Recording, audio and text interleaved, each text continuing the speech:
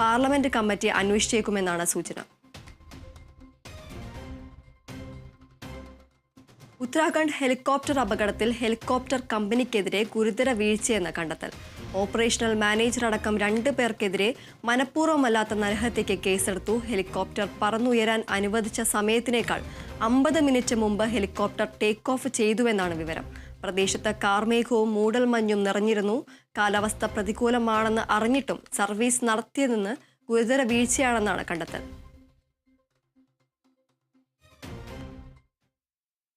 മഹാരാഷ്ട്രയിലെ പൂനെയിലെ പാലം തകർന്ന് മരിച്ചവരുടെ എണ്ണം 4ആയി. 51 പേർക്ക് പരിക്കേറ്റു.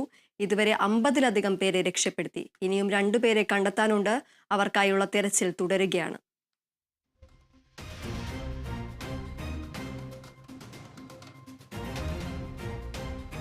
തിരുവനന്തപുരം പനച്ചുമൂട്ടിൽ പ്രിയംവദ കൊലക്കേസിൽ പ്രതി വിനോദിന്റെ സഹോദരൻ സന്തോഷും അറസ്റ്റിൽ.